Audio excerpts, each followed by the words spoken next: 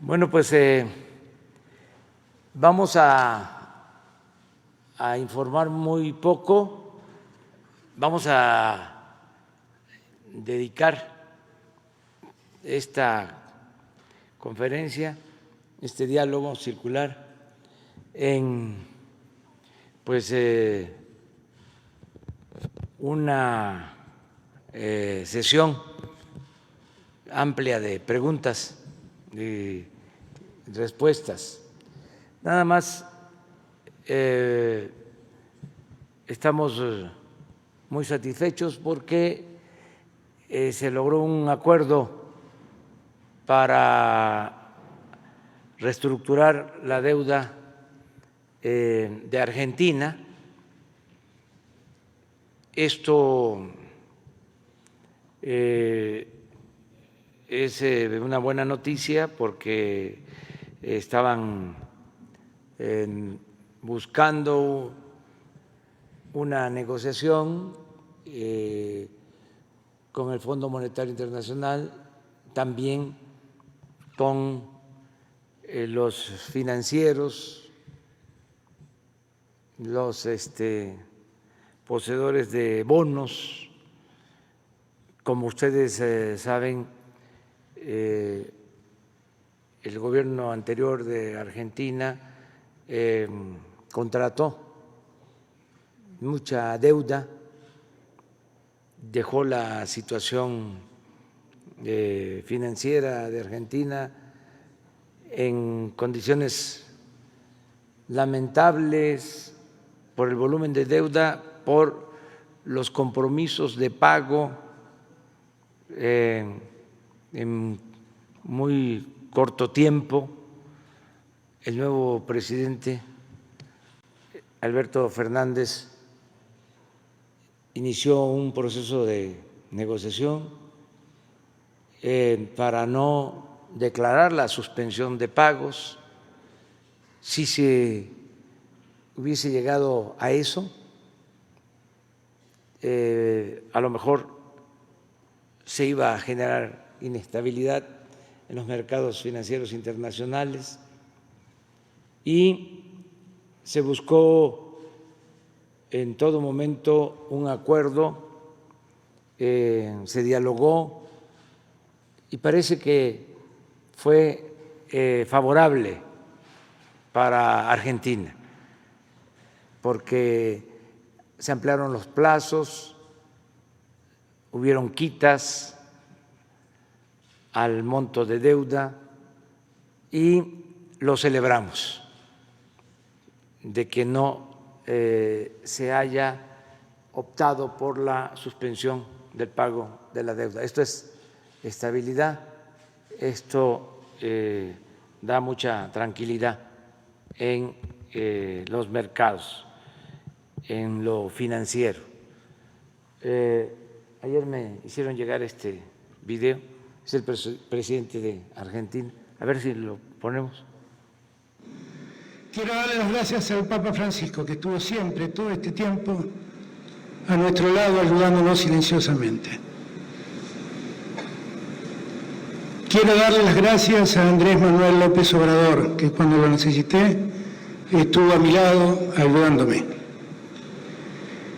Quiero darle las gracias al primer ministro Conte de Italia, al presidente de España, Pedro Sánchez, al presidente de Francia, Macron, a la canciller Merkel, porque todos ellos estuvieron a nuestro lado cuando lo necesitamos en la negociación de esta deuda. Bueno, pues ahora sí, abrimos. ¿Les parece? Hombre, mujer, mujer, hombre. Empezamos contigo.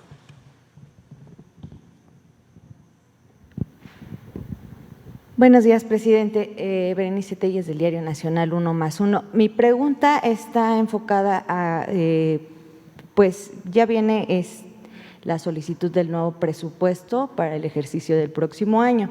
Y hay, al parecer, en la Secretaría de Comunicaciones y Transportes, pues una falta de eficiencia en el ejercicio de los recursos.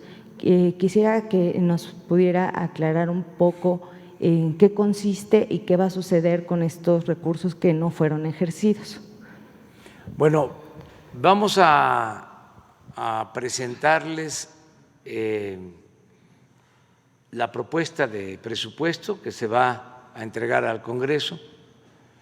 Va a estar aquí el secretario de Hacienda el día 9. Se entrega el 8 el proyecto de presupuesto para que se analice, se discuta y en su caso se apruebe en la Cámara de Diputados, porque esa es la facultad de la Cámara de Diputados. En este caso es una facultad exclusiva de la Cámara de Diputados, no corresponde a la Cámara de Senadores. Entonces, se va a enviar el día 8, como lo establece la ley, y el 9, que es, ¿qué día?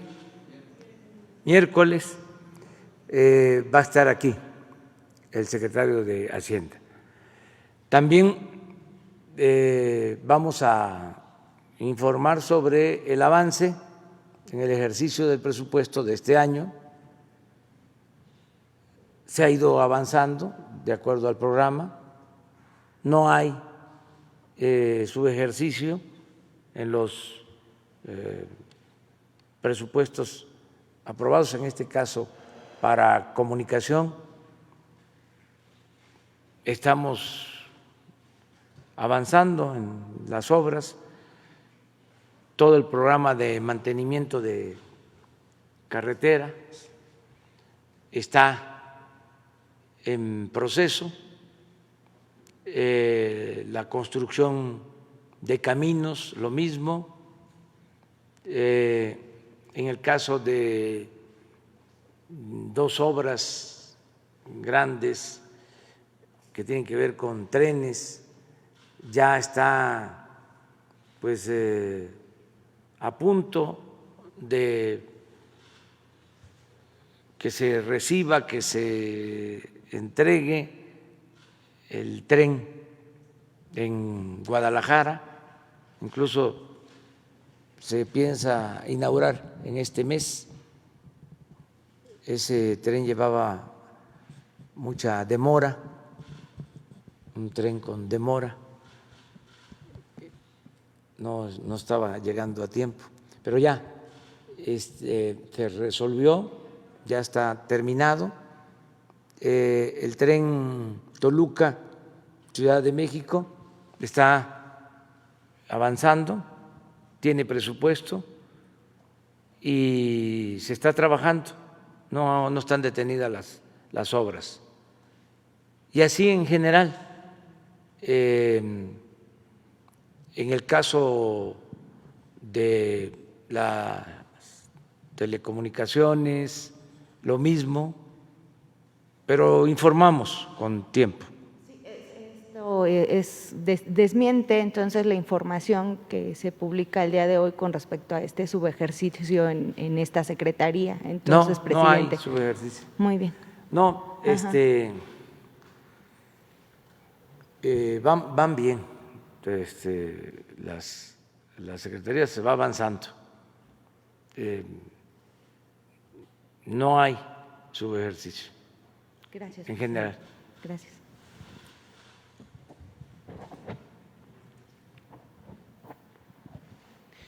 Gracias, buenos días, señor presidente. Primero que nada, bueno, Demián Duarte, de Pasión por los Negocios, Política y Rock and Roll Radio, Lobos FM de Sonora.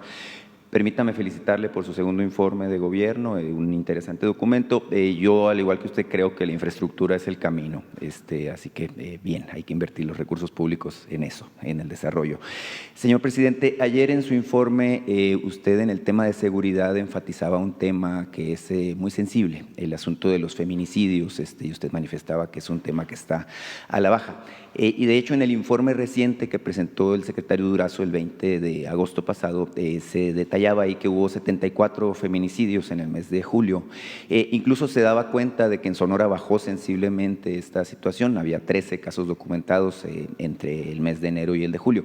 Sin embargo, justamente el lunes pasado tuvimos en Empalme una situación que nos parece bastante grave en Sonora. Es una chica que fue víctima, es una chica de nombre Rosalía Yasmín, y fue asesinada no por una persona o no en un caso de violencia doméstica, no, fue asesinada por un comando armado. De hecho, le dieron 9 balazos por fuera de su casa. Ella tenía un puesto de comida que ponía a su familia fuera de su casa y ahí fue asesinada.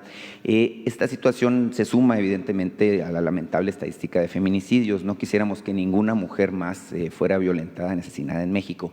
Sin embargo, también expresa una situación de inseguridad que vivimos en Sonora, muy en particular en la región de Guaymas y Empalme. Los ciudadanos de estos dos municipios me contactaron y me pidieron que le expresara su preocupación por la situación. Me dicen que son un par de ciudades sin ley, donde las autoridades no han podido hacer nada para frenar la ola de violencia, y en particular, me pidieron que le expresara esta situación, la preocupación por el caso de Yasmín, pero también pedirle que se intervenga de manera tajante para frenar la ola de violencia y de inseguridad que se vive ahí. ¿Qué les puede responder, por favor?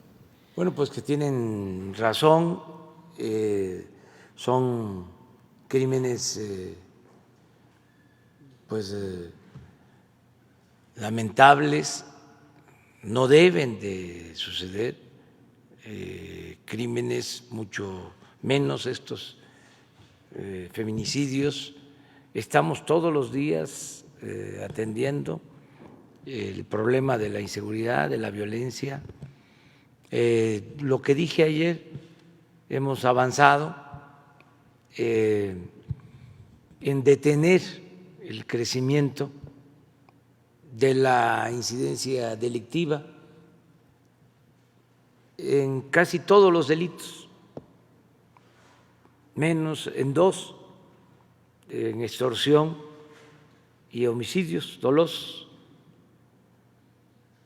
Me gustaría a ver si pueden poner el último reporte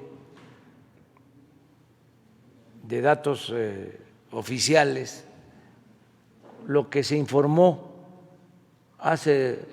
¿mande? Sí, el corte hasta el día 20. Van a ver ustedes que hay disminución en muchos. En el caso del feminicidio es muy poco, es la disminución, o sea, se ha mantenido. Si tomamos como antecedente noviembre del 18, desde que estamos en el gobierno. Entonces, casi en todos, repito, los homicidios ha habido disminución, menos en homicidios y en extorsión. ¿Por qué nos ha costado reducir el número de homicidios? Porque tiene que ver mucho con la delincuencia organizada y constantemente hay confrontación, enfrentamientos entre grupos, y eso nos aumenta el número de homicidios. Hay un porcentaje de todos los homicidios del país, del orden del 75% de los homicidios, tienen que ver con el crimen organizado. Y no es justificación Sí, esto es homicidio, no es justificación de ningún tipo, pero quedaron bandas, nos heredaron grupos con estructuras, como el caso de Guanajuato, donde se dejó que un grupo dominara por mucho tiempo, se produjo en los últimos tiempos mucha violencia, mucho enfrentamiento. Ahora que se detuvo al dirigente de la banda, al jefe de la banda, de todas maneras sigue habiendo problemas. Ayer fue también el estado con más homicidios, Guanajuato. Ya no igual, ha habido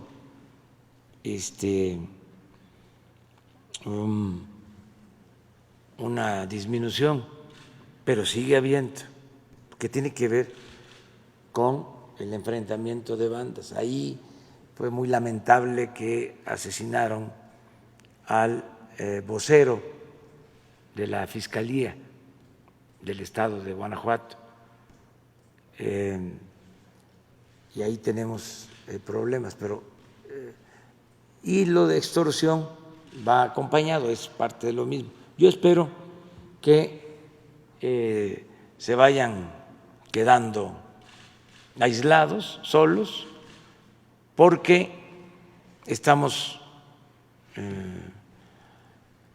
avanzando, cada vez hay más presencia de elementos de seguridad. Ayer hablé de que ya son 97,000 elementos de la Guardia Nacional, 97,000, eso nunca se había visto.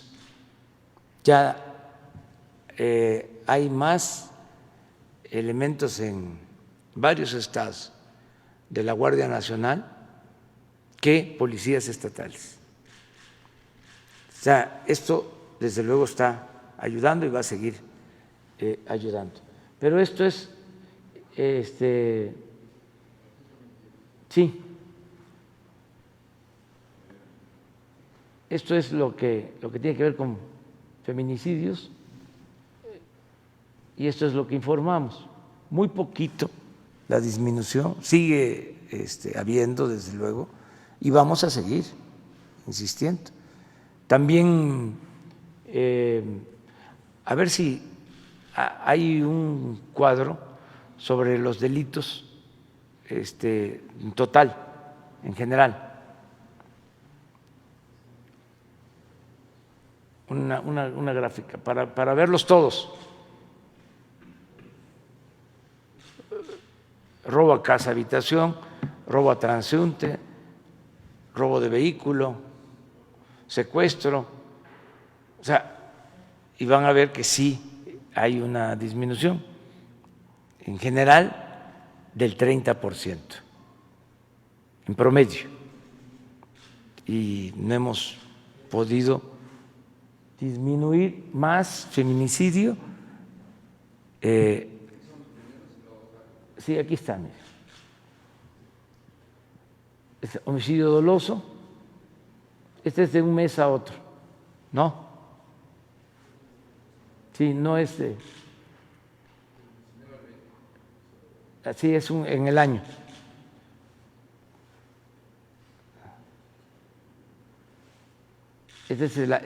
Yo comparé noviembre del 18 a el día de hoy, o sea, a la actualidad.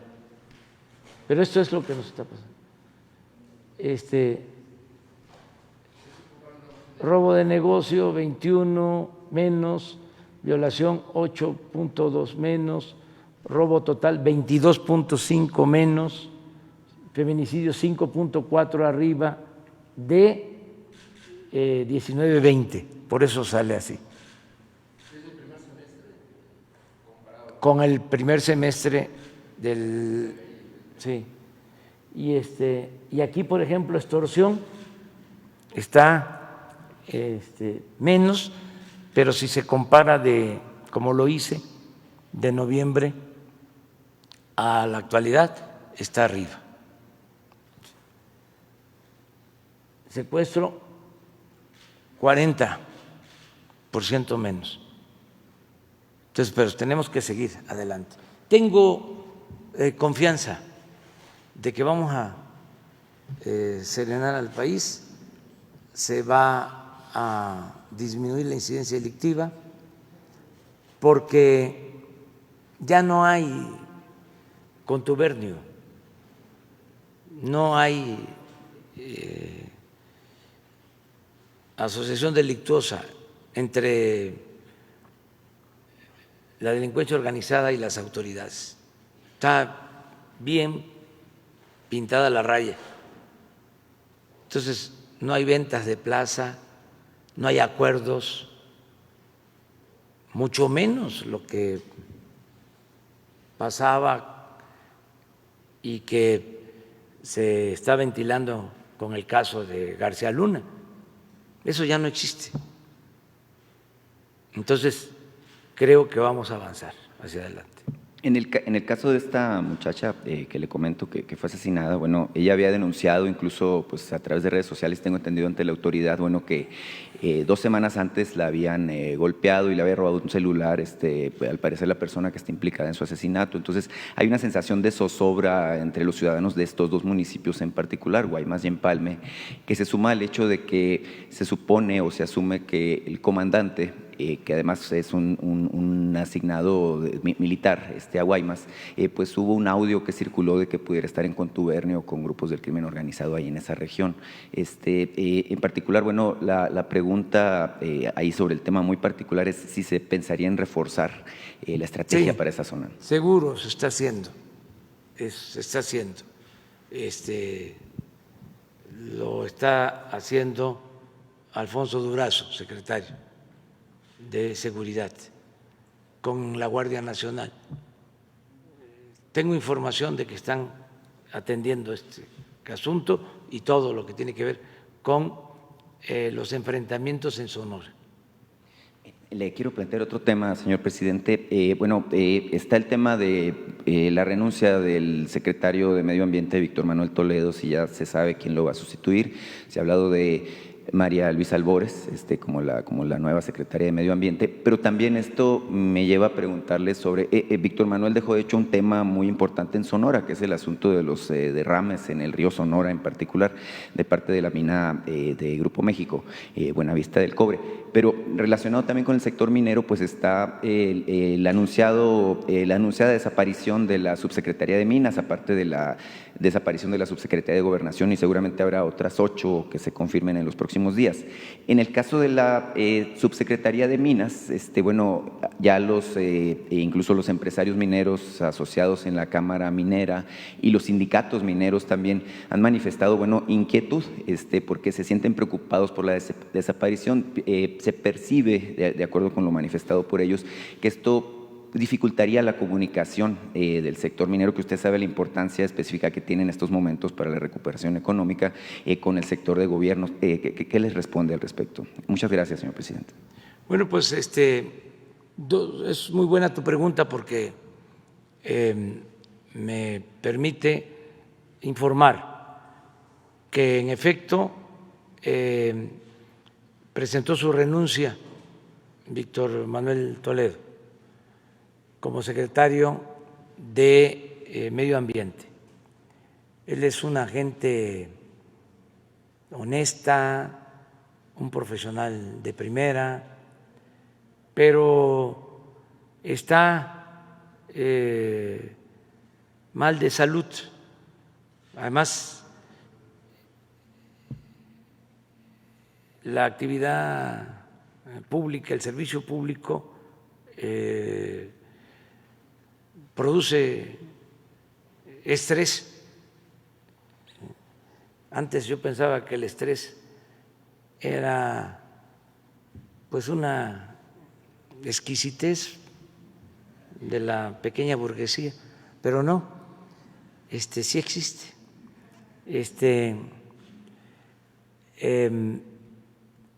Y no todos estamos hechos para resistir presiones.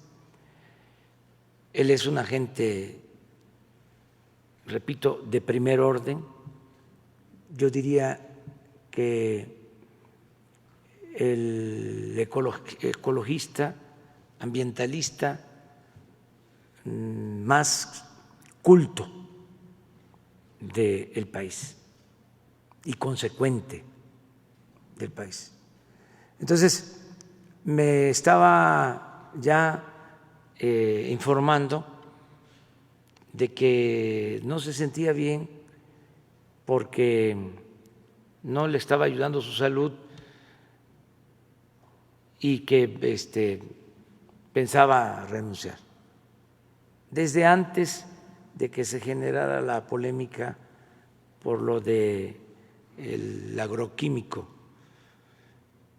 y ya la semana pasada pues me dijo que no podía seguir. Entonces ya me presentó su renuncia, como se dio a conocer en los medios, por eso también lo doy a conocer, porque ya es de dominio público, casi. Entonces, en efecto, deja la secretaría, regresa a la academia, él es un investigador de la UNAM, y va en su lugar María Luisa Albores, que también es ambientalista, es la actual secretaria de Bienestar. Y para Bienestar va a ascender el subsecretario, Javier May. Eso se va a formalizar el día de hoy. Entonces, aprovecho para que se sepa. Acerca de los subsecretarios, o mejor dicho, de los cargos de subsecretarías que se van a eliminar, tiene que ver con el plan de austeridad republicano. Tenemos que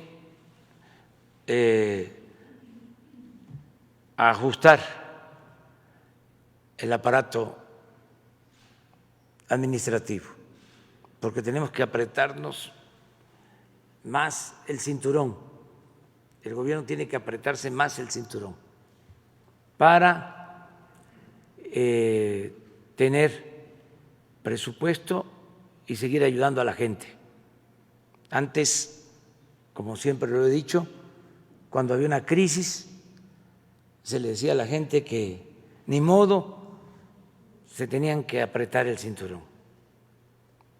Se les pedía siempre al pueblo que se apretara el cinturón. Ahora el que se aprieta el cinturón es el gobierno. Entonces, no desaparecen las funciones, o sea, va a seguirse atendiendo todo lo relacionado con la minería, pero lo va a hacer una de las dos subsecretarías de la Secretaría de Economía, que asume esa función. Entonces lo va a llevar a cabo. Y lo mismo en Gobernación, en Agricultura, en Hacienda, en Energía, en fin, en todas las secretarías prácticamente se van a eliminar estos cargos, una subsecretaría, para gastar menos. Antes le costaba mucho al pueblo mantener al gobierno. Es un aparato burocrático costosísimo, oneroso. Por eso todo el presupuesto se consumía en el mismo gobierno. El gobierno estaba ensimismado y no le llegaba nada a la gente. Si el presupuesto es dinero del pueblo, pues tiene que procurarse que se le entreguen recursos a la gente del presupuesto.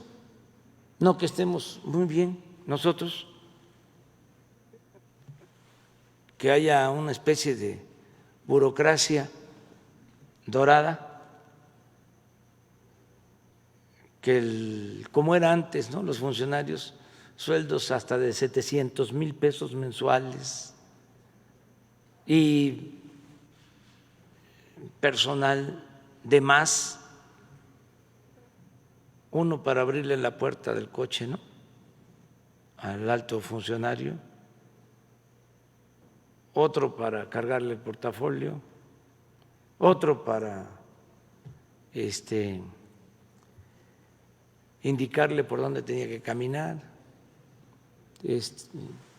20, 30 detrás. O sea, siempre los altos funcionarios rodeados de guardaespaldas, ¿no?, de alcahuetes, de lambiscones, asesores a diestra y siniestra. Ya no hay eso. Entonces, estamos haciendo más con menos.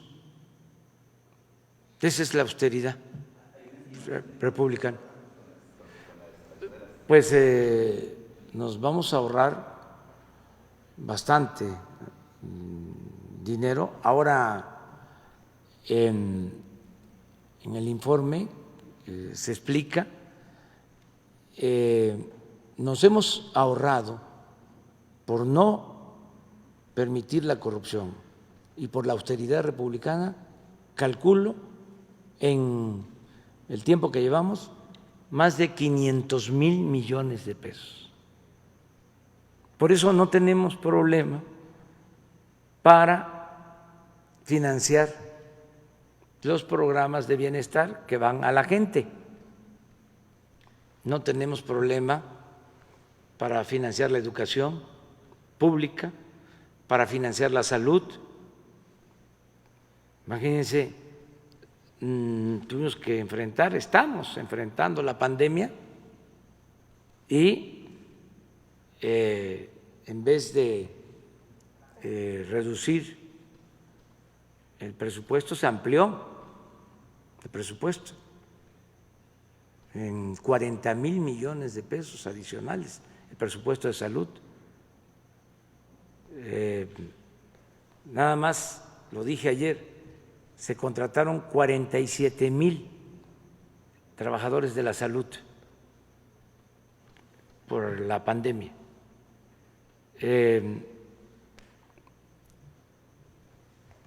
Rehabilitamos y terminamos hospitales que habían quedado en el abandono y no se cobran las pruebas, no se cobra la atención médica.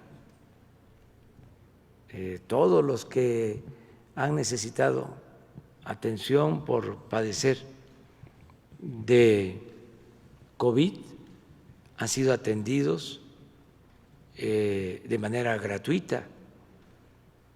Todo esto por el manejo austero del presupuesto.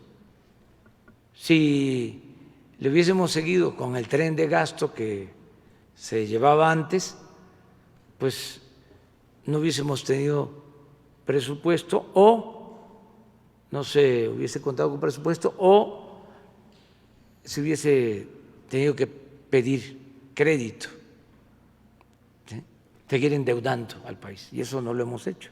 Entonces, por eso la austeridad, pero sí es bastante lo que hemos ahorrado y vamos a seguir así, porque la austeridad no es un asunto administrativo, es un asunto de principios. No puede ser que el presupuesto, que es de todos, lo disfruten solo una minoría y que el pueblo no reciba nada o reciba muy poco. Entonces estamos procurando una distribución equitativa, justa del presupuesto.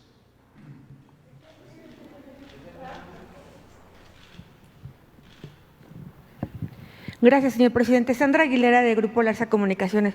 Presidente, antes que nada quiero darle las gracias porque después de haber hecho la denuncia del robo de insumos en el Hospital del Iste de Cancún por el director general, bueno, se hicieron las investigaciones y ya no se encuentra laborando él. Le quería dar las gracias. Ahorita la subdirectora administrativa está siendo investigada. Nada más que aquí haya un rumor, presidente, porque dicen que el doctor Pedro Centeno Santaella será supuestamente el próximo director de la empresa que usted hizo de distribución de medicamentos. El doctor Pedro Centeno también tiene denuncias en la función pública por cubrir a estas administradoras. Ellas están en diferentes clínicas del Iste, no se conocen entre sí.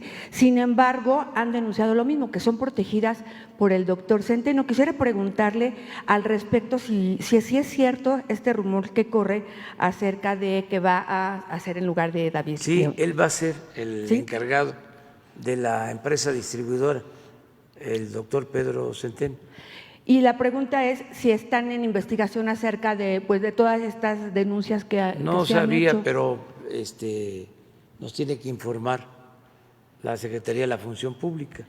Perfecto, sí, porque están Conozco preocupados. a Pedro Centeno desde hace muchos años, es un profesional, luchador social, y no creo que él esté involucrado en actos de corrupción, pero de todas maneras vamos a pedir información a la Secretaría de la Función Pública.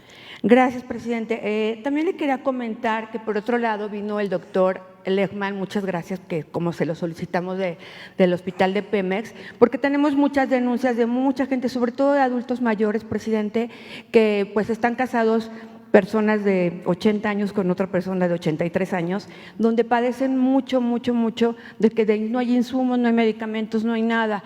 Entonces ellos nos están solicitando si puede haber un departamento de atención a derechohabientes, así como lo hay en el IMSS, en el ISSSTE, en INSABI, que generalmente nosotros canalizamos las denuncias y siempre les dan atención. En Pemex no existe, y el doctor Lehmann pues nos dijo que no hace falta en Pemex nada y que todo está perfecto. Entonces quisiera pues saber si podría haber la oportunidad de que los atiendan, porque son muchas, cada vez hay más denuncias de estas personas. Sí, yo me encargo de eso. Y ya por último. Bueno, le comentamos al doctor de Pemex para que les pongan para que se apoye.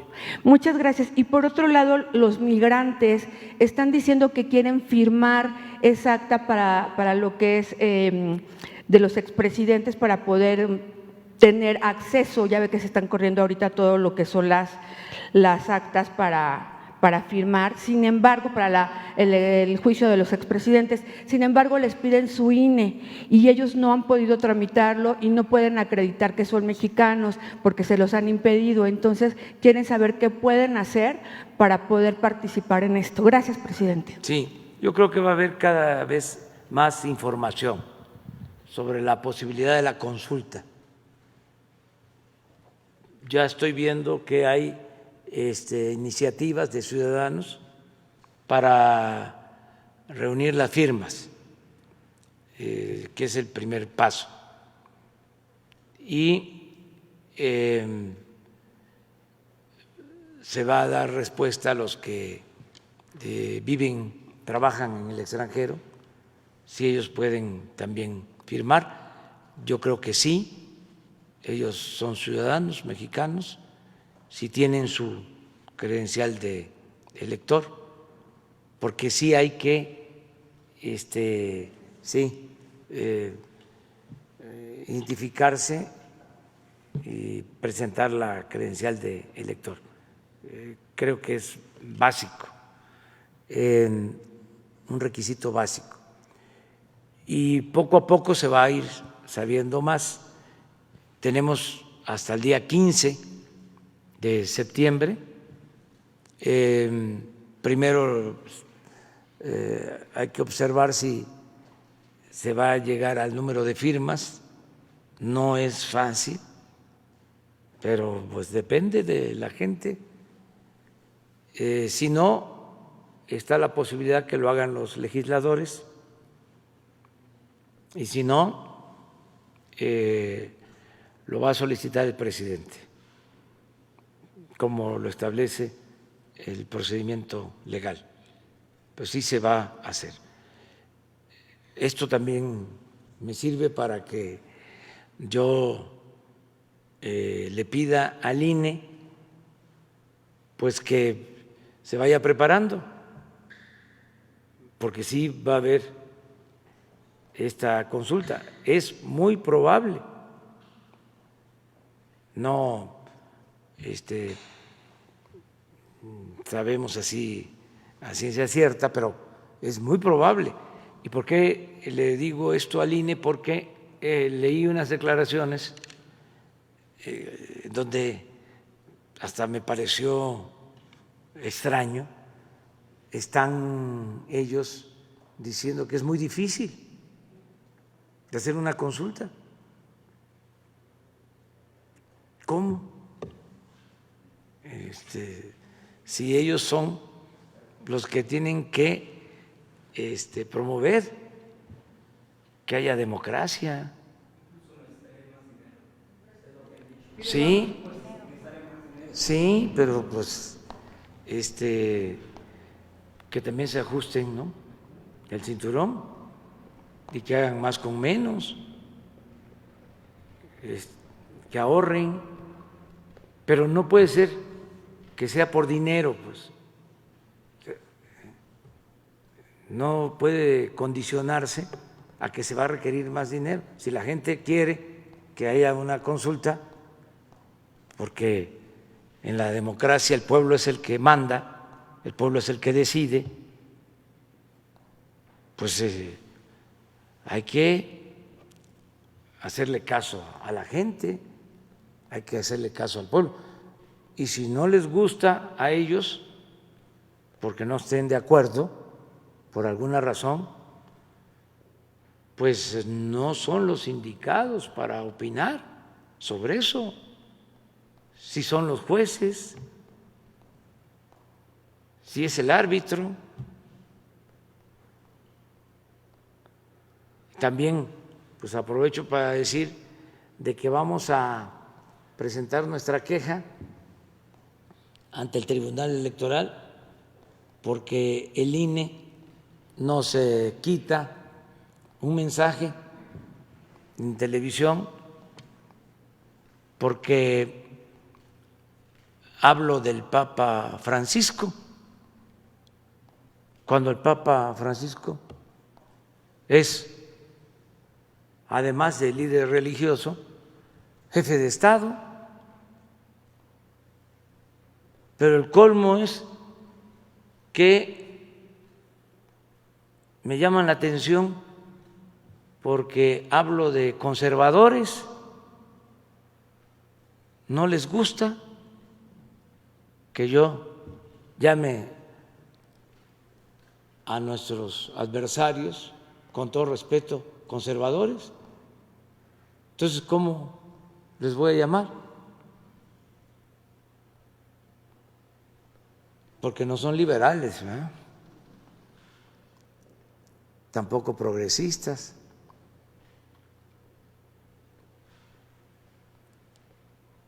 Entonces vamos a ver esto porque están queriendo censurarnos, y la libertad. No nos podemos quedar callados Y aquí está prohibido prohibir. Libertad plena, así como nos cuestionan que nosotros tengamos también posibilidad de replicar. Entonces, ¿qué quieren? ¿Que no hablemos? ¿Que ya no haya estas conferencias? ¿Que no se garantice el derecho a la información?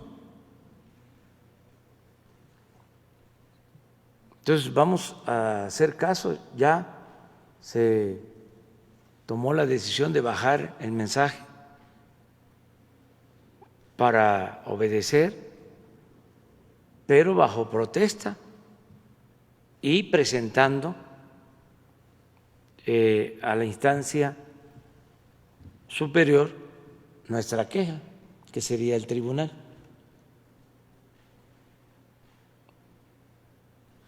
Aprovechando que sale el tema. Muy bien, compañero. Gracias, presidente. Buenos días, Víctor Blogs para México Informa. Le quiero hacer una pregunta, presidente, respecto a lo que está comentando ahorita. Usted ha comentado y lo ha mencionado muchísimas veces que en su gobierno no existe la censura para los medios de comunicación y sobre todo hablo por los medios independientes, los medios digitales, porque han denunciado compañeros que sí existe una regulación por parte de verificadores en plataformas digitales, en particularmente, pues ya sabe, Facebook, YouTube, Twitter. La situación es de que estos verificadores que revisan el contenido clasifican el contenido como falso o engañoso, cuando usted también lo ha comentado aquí en sus conferencias, presidente, periodistas, columnistas reconocidos también han creado o publicado información falsa en ese sentido. Entonces, la pregunta sería, ¿quién verifica al verificador? ¿O quién sería el encargado para realmente verificar que se ponga en una balanza correcta o que se equilibre más bien el contenido, que al fin y al cabo pues es el que se comparte en las redes sociales, presidente? Entonces, esta sería la primera pregunta, presidente. Pues yo pienso que corresponde tanto a Twitter como a Facebook establecer reglas que no limiten la libertad y que al mismo tiempo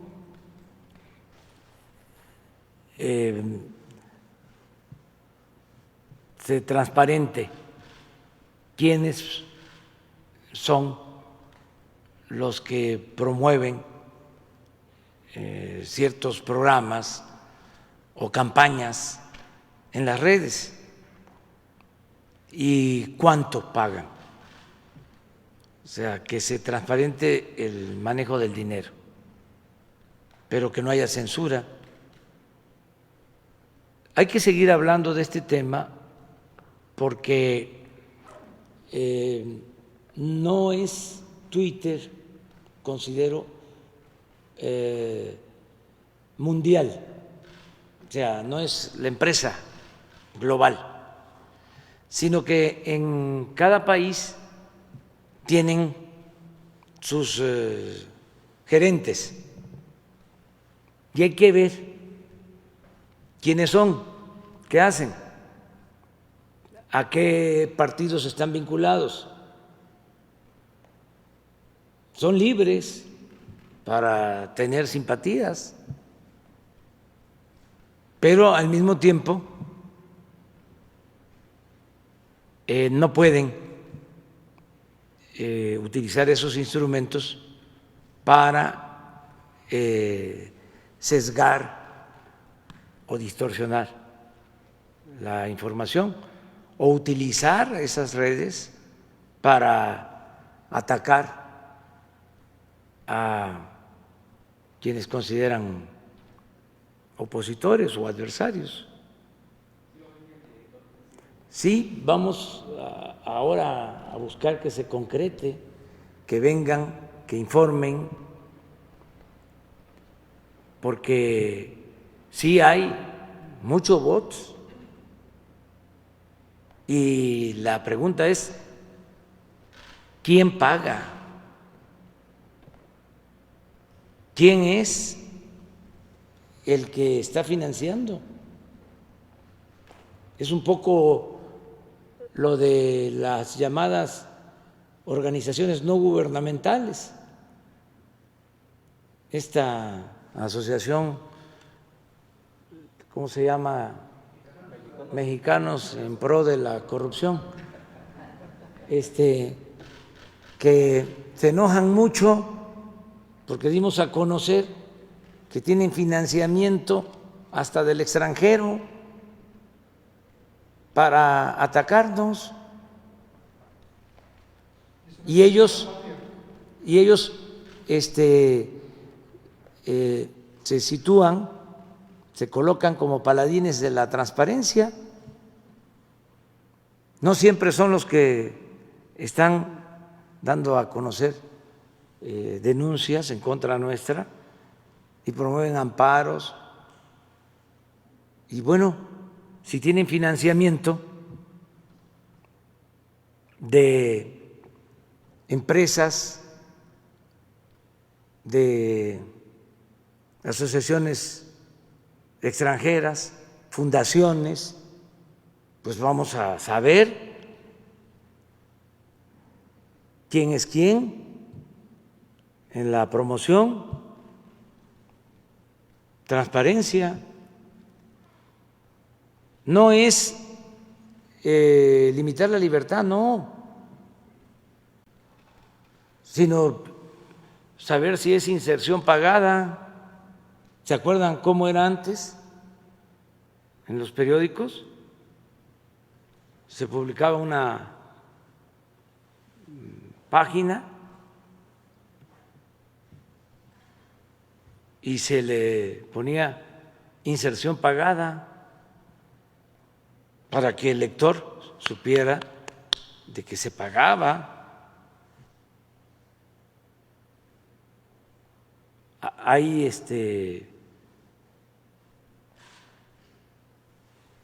noticieros o programas en redes sociales que están financiados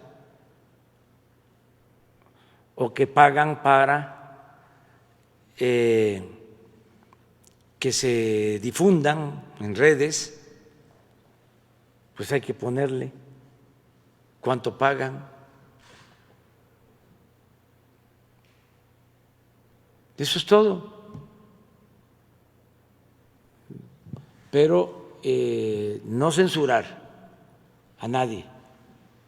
Presidente, la segunda situación es su opinión al respecto, ahorita también lo que usted estaba comentando sobre el INE. En 2 estados de la República comentaron, o más bien comenta el INE de que no va a poder transmitir ya la mañanera.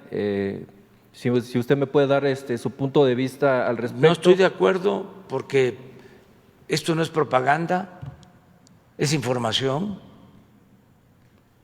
Y también ya presentamos nuestra queja sobre este tema. Si estuviese yo llamando a votar por un partido o por un candidato, pero aquí se tocan temas generales, se informa. Entonces, hay que analizar este asunto, si es una intromisión al proceso electoral, si realmente se concibe o se puede considerar como propaganda, pero analizarlo para que se resuelva bien. Y estamos acudiendo a las instancias, no es solo la definición del INE, sino tenemos que ir al tribunal para ver qué resuelve. Compañera, mujer, pero ella. Tú eres Sheila, ¿no? Sí, es que estoy tratando de que como ya habló uno de Sonora, pero mañana sí. Gracias, presidente. Lisbeth Álvarez, del diario Basta y Grupo Cantón. Presidente, el día de ayer, durante su informe, había ciudadanos que vinieron para felicitarlo. Sin embargo, hay dos temas también que a ellos les piensan que todavía falta en su gobierno. Uno de ellos es que falta que la Guardia Nacional sustituya a la Secretaría de la Defensa Nacional, porque estamos viviendo un estado policía y el pueblo está subordinado a las Fuerzas Armadas. Otro de los temas es que ellos me mencionan que falta una Secretaría de la Presidencia para que coordine a todos los secretarios porque estos no están jalando parejo. Fueron sus comentarios que hicieron el día de ayer. Mi primer cuestionamiento. Gracias. Bueno, pues ese es el propósito de informar. Algunos opositores dijeron que no había nada nuevo en el informe, que fue como una mañanera. Pues a lo mejor tienen razón, porque como informamos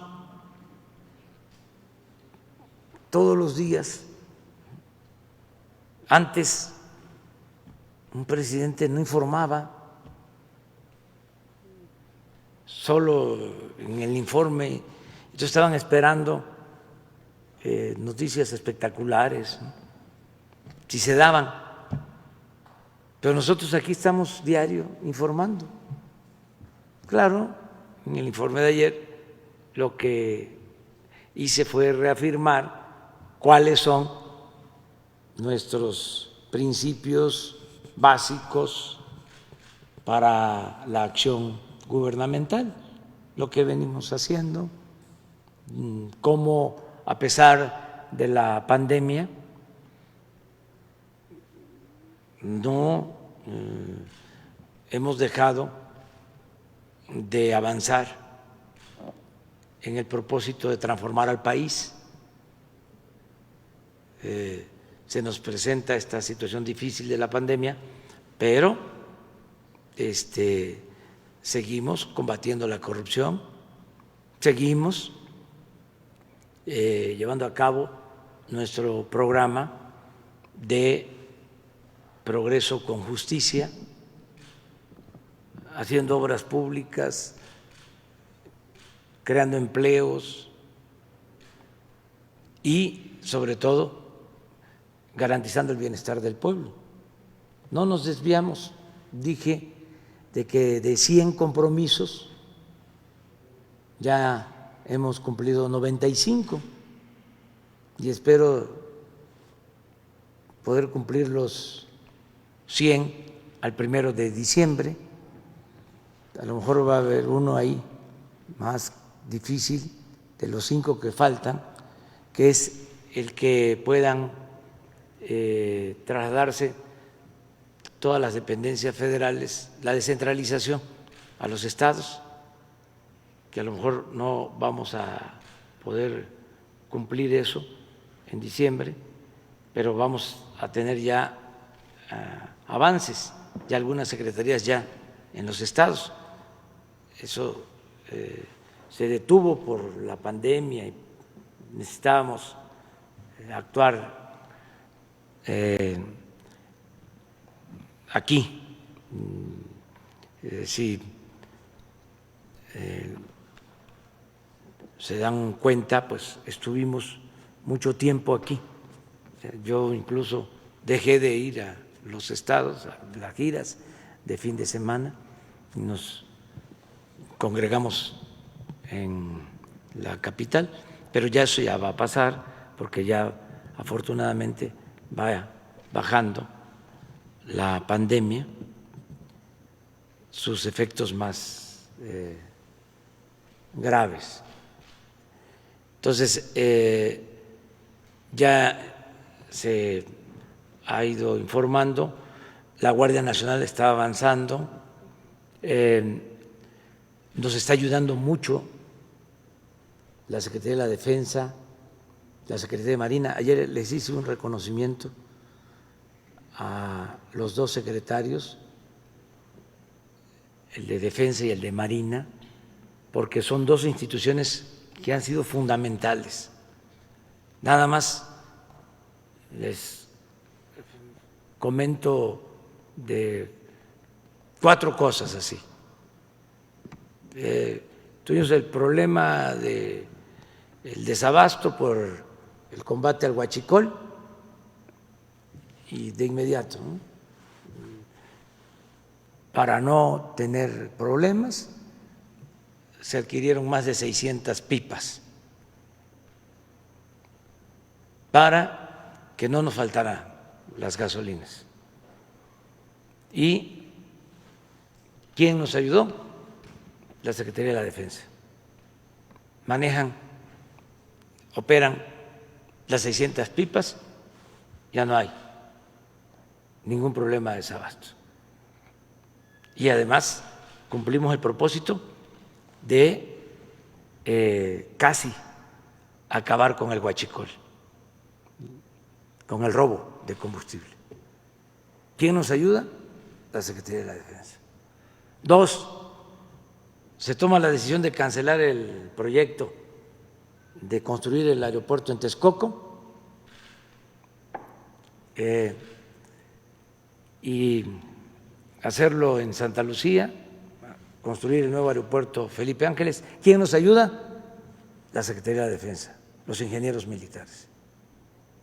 3, viene la pandemia y desde el inicio les pido a la Secretaría de Marina y a la Secretaría de la Defensa, vamos con el plan DN3 en salud por primera vez y a reconvertir hospitales, y nos ayudan marinos y soldados.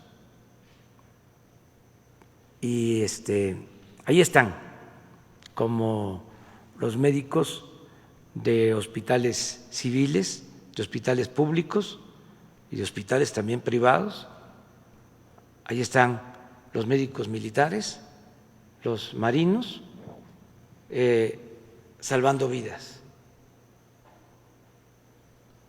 ¿Cómo integramos a la Guardia Nacional si no es con el apoyo de la Defensa y de Marina?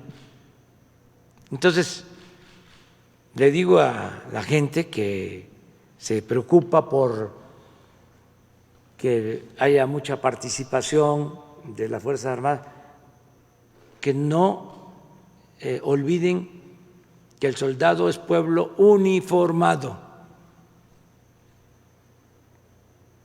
y que actúa a partir de las órdenes que se dan desde arriba, que depende mucho de quién sea el comandante de las Fuerzas Armadas. Y ahora, con el apoyo de los dos secretarios, de Marina y de la Defensa, se ayuda al pueblo más que nunca, tanto marinos como soldados ayudan al pueblo, ellos son pueblo, ellos ayudan a sus semejantes y se respetan los derechos humanos. No se privilegia el uso de la fuerza, sino se respetan los derechos humanos. Y el que viola derechos humanos se le castiga, sea quien sea. Entonces, sí es muy importante la participación de las Fuerzas Armadas. Nos han ayudado muchísimo en la transformación del país. Y lo otro de que haya una Secretaría de la Presidencia, pues ese es mi trabajo. Yo eso es lo que hago. Yo coordino el esfuerzo de todas las secretarías. Estoy pendiente de todo. No soy muy dado a delegar. A ver, tú hazte cargo y ahí me informas. Cada 15 días, cada mes, ¿cómo vas? No, es casi diario. Bueno, el Gabinete de Seguridad se reúne diariamente con el Gabinete de Salud, diario, ahora con la pandemia. El secretario de Salud, el subsecretario de Salud, el director del ISSSTE, el director del Seguro, diario. Diario estoy con ellos. El caso de bienestar, todos los programas los evaluamos cuando menos una vez a la semana. Los proyectos de infraestructura, Tren Maya, Istmo, refinería, aeropuerto, una vez a la semana. Y estoy constantemente sobre eso para empujar al elefante y que camine. Pero ahí va caminando poco a poco. Presidente, una última pregunta. Derivado de la pandemia, hay personas con enfermedades crónicas. Tal es así que van retrasando las consultas en los hospitales. Por ejemplo, personas con leucemia, que han retrasado estas consultas porque, bueno, están atendiendo principalmente a personas con COVID. Se está viendo afectada su salud. ¿Qué se va a hacer ante este tema? Bueno, no todos los hospitales son COVID. Sí hay hospitales para atender enfermedades, más las urgentes, de modo que yo voy a pedir al secretario de Salud que les informe sobre eso, cómo está la atención en general de otras enfermedades que no son COVID, ¿sí? Cuántas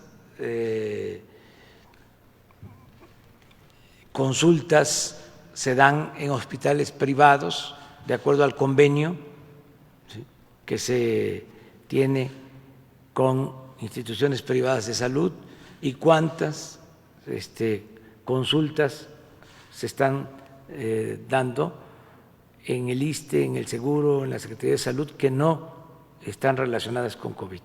O sea, cómo se está atendiendo a la gente en general. Sí, lo vamos a ver. Y luego sigue la compañía de atrás.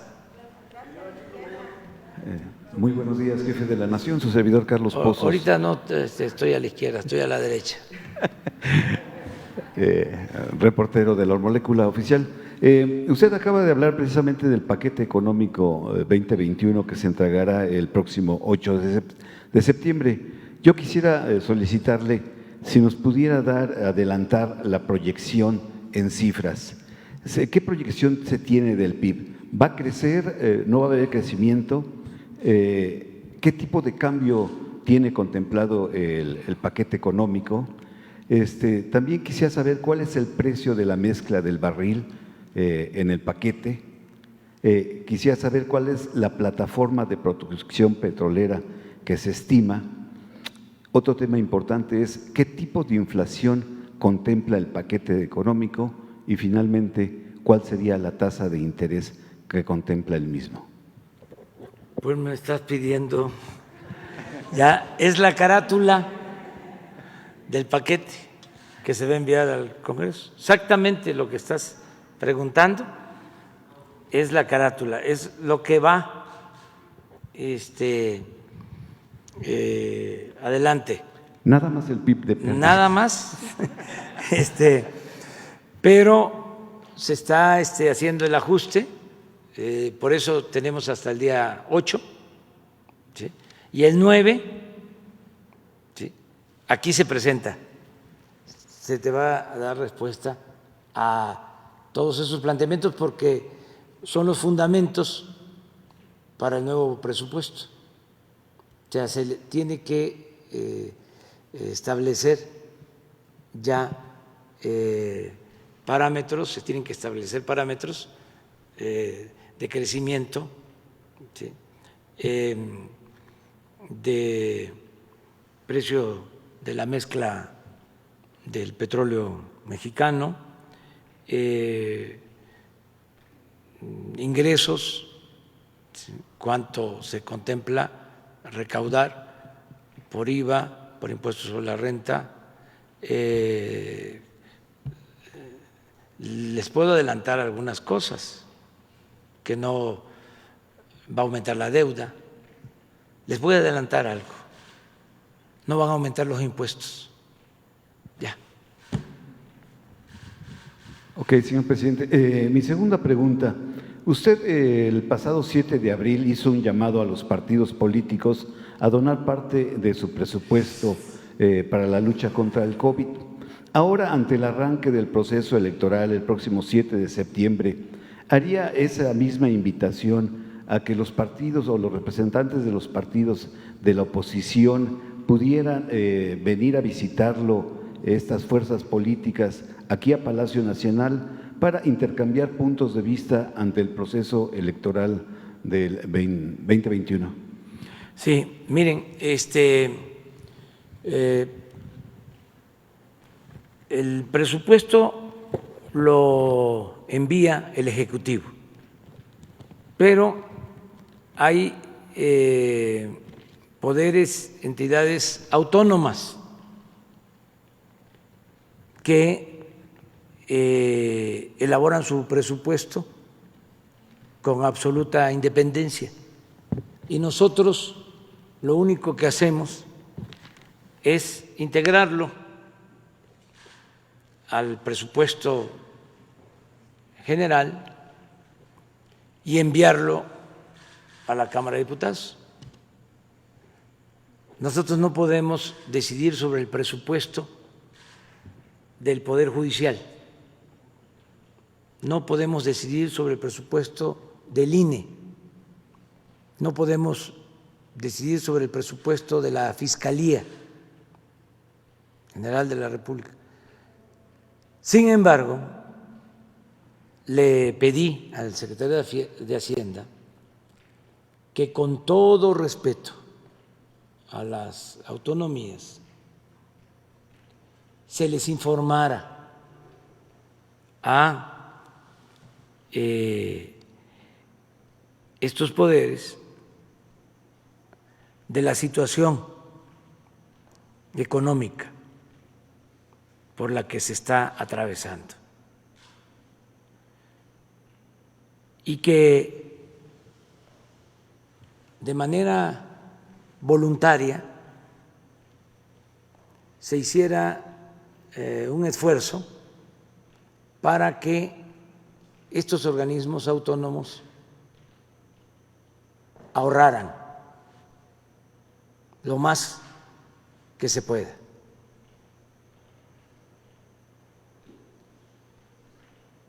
Por la caída en la economía, por la crisis sanitaria, se envió un escrito hace como 5 días o una semana, de manera muy respetuosa. Y yo considero que van a tomar en cuenta este llamamiento. Lo han hecho ya en otras ocasiones. El año pasado, por ejemplo, el Poder Legislativo redujo mucho sus gastos, porque en otros tiempos se daban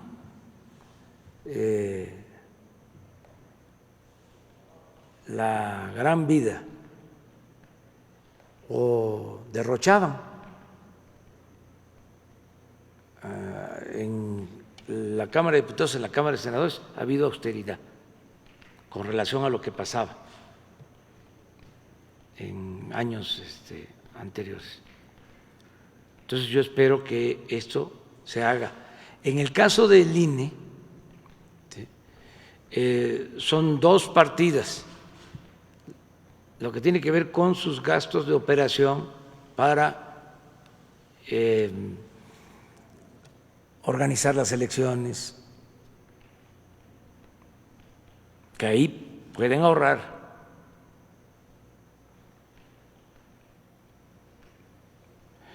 Y la otra partida es la que el INE entrega por ley a los partidos. Y hay una iniciativa en el Congreso para reducir el presupuesto de los partidos, nada más que no ha podido pasar, no han querido aprobarla. A lo mejor ahora se aprueba, porque bien podrían bajar hasta el 50% su gasto, los partidos. Vamos a esperar.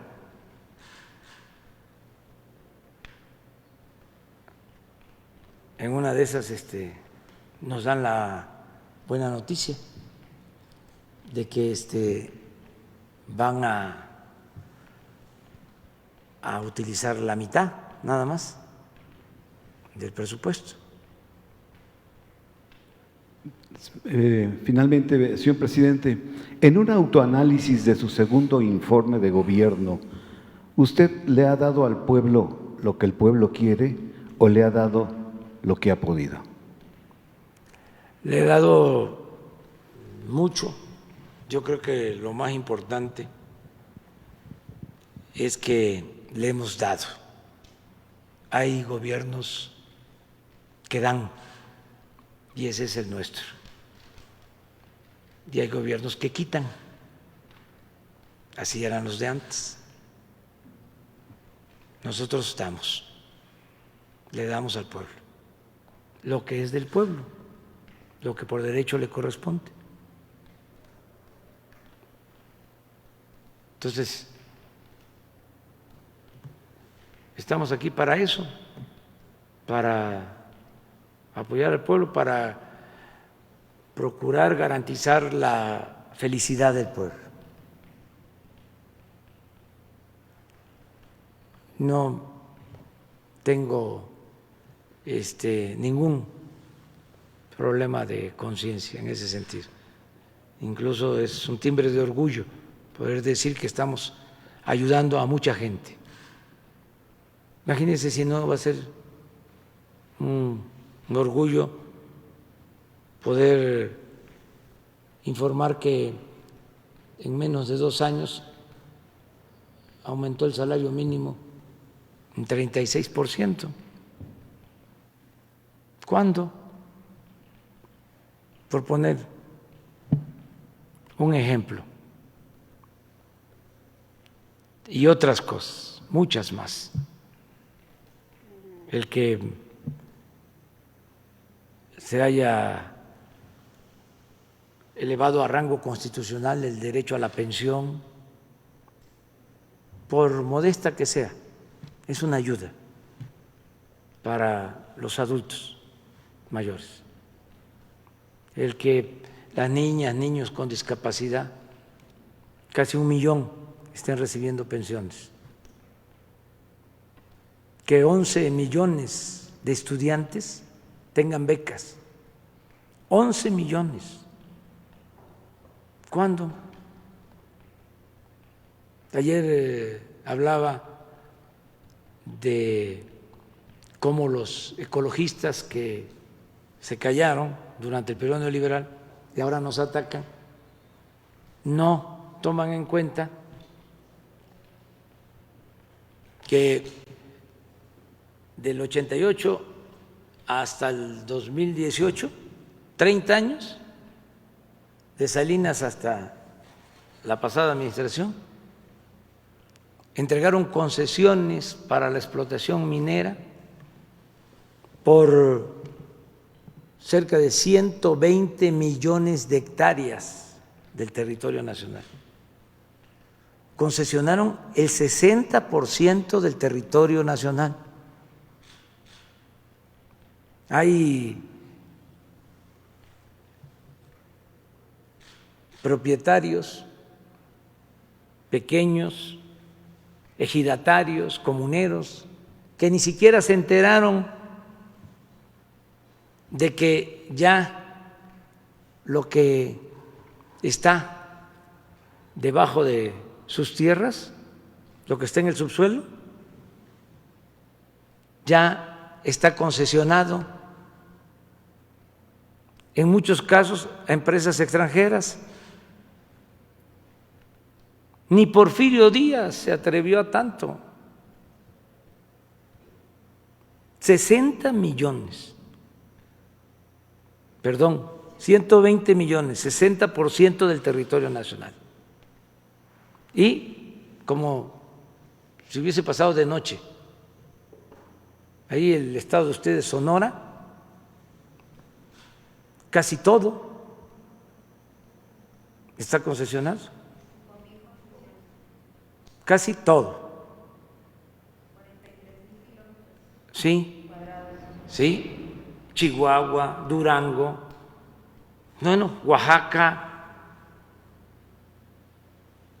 Entonces,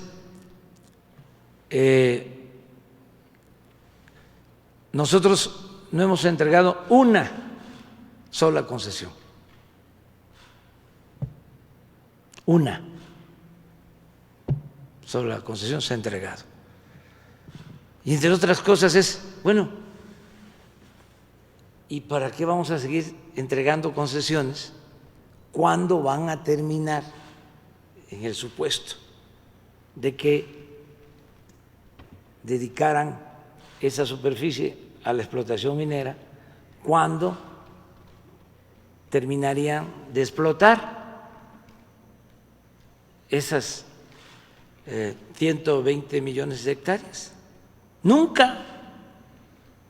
Es eterno.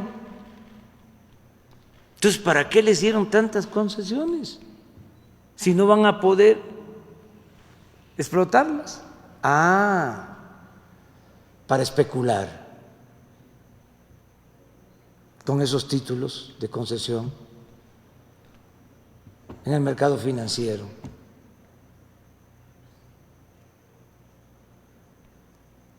Pero, ¿qué hicieron los ecologistas, los ambientalistas, cuando hasta el cerro de San Luis Potosí, que es el emblema del Estado, desapareció? Lo devastaron. ¿Dónde estaban? Ahora tenemos el programa de reforestación más importante del mundo. Estamos plantando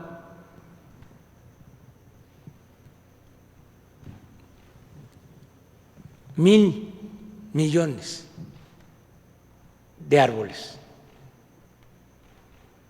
1,000 millones de árboles frutales y maderables. Entonces, sí me genera satisfacción el poder decir, se está ayudando a la gente. Imagínense para sembrar estos árboles están trabajando de planta de manera permanente más de 400,000 sembradores que están recibiendo un jornal para sembrar en sus parcelas, sean pequeñas propiedades o ejidos.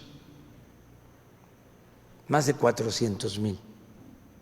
Y lo vamos a mantener este programa todo el sexenio. No les va a faltar nunca su apoyo. No hay permiso para maíz transgénico, para el fracking. Cuidamos el agua. Que los gobiernos neoliberales hubiesen convocado a una consulta para ver si se permitía la construcción de la cervecera en Mexicali, ¿lo hubiesen hecho? Si ellos habían dado ya permiso para dejar sin agua a la población de Mexicali. Entonces sí me siento muy orgulloso y satisfecho. Desde luego falta mucho para sentar las bases al 1 de diciembre, porque en estos 3 meses vamos a avanzar muchísimo para dejar ya los cimientos y luego terminar la obra de edificación, o sea, consolidar la transformación, seguir atendiendo al pueblo para seguir contando con su respaldo, porque es así. Si se atiende al pueblo, hay respaldo del pueblo. Si no se le atiende al pueblo, no dura un gobierno, o dura con el uso de la fuerza, o dura comprando lealtades, comprando conciencias, pagando publicidad con dinero para que se alabe al gobernante. Pero sostenerse sin entregar dinero para publicidad, sostenerse llevando a cabo una transformación, requiere del apoyo de la gente. Lo que decía el presidente Juárez, con el pueblo todo, sin el pueblo nada. Entonces, hasta ahora nos ha estado apoyando el pueblo, nos respalda la mayoría de los mexicanos y por eso vamos a seguir adelante. Buenos días, presidente. Ahorita acaba de decir que no habrá más impuestos, pero Morena en el Senado está pensando gravar las herencias y refrescos. ¿Usted opina que no debe Morena iniciar una discusión sobre progresividad fiscal? Yo creo que no deben de aumentar los impuestos en términos reales, o sea, para que se entienda. O sea, se va a aumentar lo que es inflación, pero no hay un aumento en términos reales. No debe de haber aumentos. Y en el caso de los refrescos y de productos industrializados y cigarros, alcohol, siempre se ha establecido como norma el aumentar los impuestos para que el gobierno tenga de esa forma dinero y pueda llevar a cabo campañas, ¿sí?, contra el alcoholismo, contra el tabaquismo, en este caso contra los productos chatarra. Yo no estoy de acuerdo con eso, porque no se puede traficar con la salud del pueblo. O sea, no es, a ver, dame, y así ya puedes vender tus productos. No estoy de acuerdo con eso. Yo creo que el gobierno tiene que hacer campañas de orientación nutricional como parte de su acción en lo fundamental, sobre todo en lo que tiene que ver con la salud, que se oriente a la gente de no consumir productos chatarra con excesos de azúcar, de sal, de químicos. Nosotros tenemos esa campaña y va a ir a fondo, porque eso afecta a la salud del pueblo, sobre todo en el caso de los niños, y enfermedades como diabetes, como hipertensión, la obesidad, tiene que ver con eso. No del todo también, porque no hay que ser extremistas. Hay esas enfermedades, muchas enfermedades de esas crónicas, la hipertensión, la diabetes, son hereditarias en buena medida, pero se agravan con la mala alimentación, con el no hacer ejercicio, con no bajar de peso. Entonces, se puede prevenir mucho.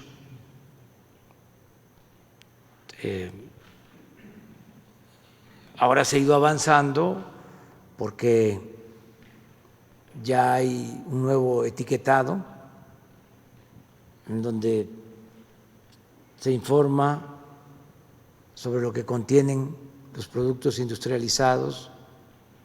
Eso lo considero más importante que estar grabando y grabando y grabando estos productos. Además, a veces, ¿saben qué llevan a cabo algunas empresas? Que cuando se dan los aumentos de estos impuestos, inmediatamente ellos le agregan algo más, aprovechan el viaje, pues, y le echan la culpa al gobierno. Si un refresco valía $1, estoy hablando de mis tiempos, mis tiempos, lo más que tomábamos en mi pueblo, cuando empezaron las bebidas industrializadas, eran las gaseosas, que se hacían de manera artesanal. Pero bueno, imaginemos que es $1 y aumenta el impuesto 20 centavos. Entonces ya costaría el refresco 1.20. Sí, pero no lo van a vender en 1.20. No todos no puedo generalizar, pero sí aprovechan el viaje para venderlo en 1.40. Y entonces, ¿quién fue o por qué? Pues es que aumentó el impuesto. ¿Cuándo lo hacían? Exactamente en esta temporada de fin de año que se va a aprobar la ley de ingresos, siempre a finales. Entonces, por eso para enero, arriba los precios. Entonces, presidente, ¿no está muy de acuerdo con estas iniciativas? No, pero además,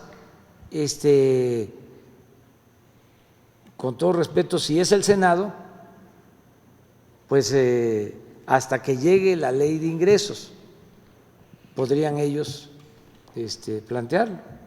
Y tienen facultad en el caso de la ley de ingresos. En el caso del presupuesto, no. El presupuesto es facultad exclusiva de la Cámara de Diputados. Presidente, y en otro tema preguntarle si se puede esperar que en el proyecto del presupuesto del 2021 que usted va a presentar vendría un plan de reactivación basado en obras de infraestructura como piden los empresarios. Pues sí, desde luego. Viene presupuesto para las refinerías, viene presupuesto para la producción de petróleo, viene presupuesto para la generación de energía eléctrica, viene presupuesto para el Tren Maya, viene presupuesto para terminar el aeropuerto Felipe Ángeles, viene presupuesto para conservación de las carreteras, viene presupuesto para construir nuevos caminos, muchísima infraestructura, mucha. Con la participación de la iniciativa. Además, con participación de la iniciativa privada, pero sin endeudar al país, porque un día les voy a mostrar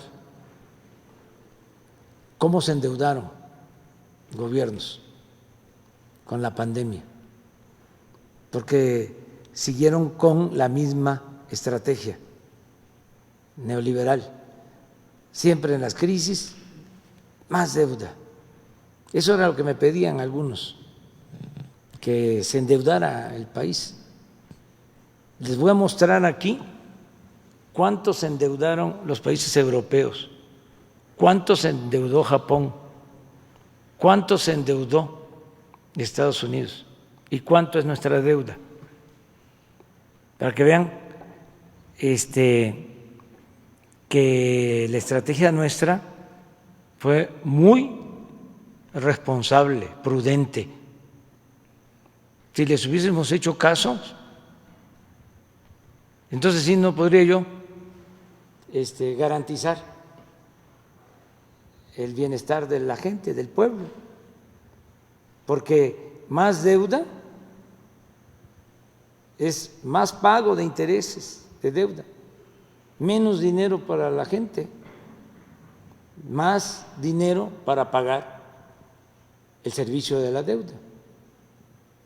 Entonces, además, el caso de Estados Unidos, con la pandemia, le meten pues hasta 25-30% del Producto Interno de Estados Unidos. Aumentan su deuda 30%, 40%, Japón igual, Alemania 20-25%.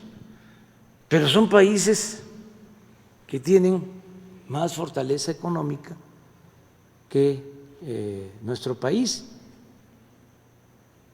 Aplicar esa receta que aplican ellos, que desde mi punto de vista ni siquiera ellos deberían de hacerlo,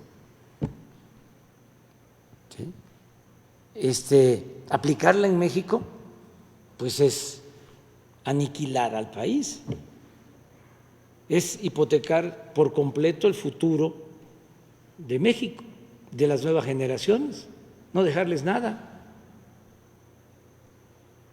Y hubieron países europeos que no tienen el mismo nivel que Alemania o que Japón o que Estados Unidos y se endeudaron, y yo les comentaba, con todo respeto, que cuando regresaban los jefes de Estado, después de estar haciendo gestiones en la Unión Europea para obtener créditos, les aplaudían porque habían conseguido deuda. Claro, no le aplaudía el pueblo, sus allegados, como que ya con esa deuda, con esos nuevos créditos, se iba a resolver el problema. No, ya, pues no han salido de la crisis. Al contrario, van a complicarse más su situación económica con esa estrategia. Entonces, México, lo dije ayer, es de los pocos países que optó por una estrategia distinta. Ya no es deuda para darle a los de arriba, porque si llueve fuerte arriba, gotea abajo. No, no fue deuda, fue apretarnos el cinturón, austeridad y apoyar abajo de manera directa, con, lo voy a seguir diciendo, la bendición que significa el aumento en las remesas, lo que envían nuestros paisanos a sus familiares. Ayer que estaba hablando de cómo han aumentado las remesas, di un dato, van aumentando en 10% las remesas con relación al año pasado. Y ayer el Banco de México dio el dato de julio, y exacto, de acuerdo a nuestros cálculos, las remesas creciendo. El dato del Banco de México de ayer con relación a lo que llegó de remesas en julio. Entonces esto nos está ayudando mucho.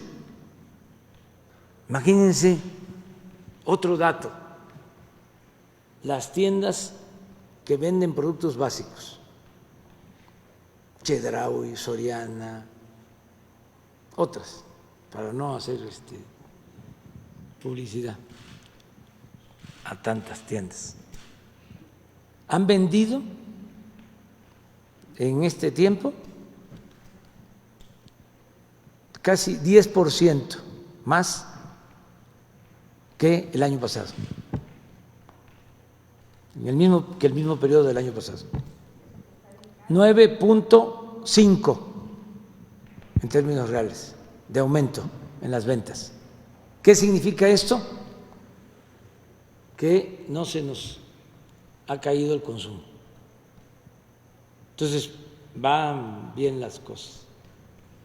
Bueno, muchas gracias. Nos vemos mañana. Como hoy fue pura sesión de preguntas y respuestas, mañana y allá, ¿de acuerdo? 3 y 4. 5, tú tienes tiempo que no te damos la palabra. 6. ¿De acuerdo? Nos vemos.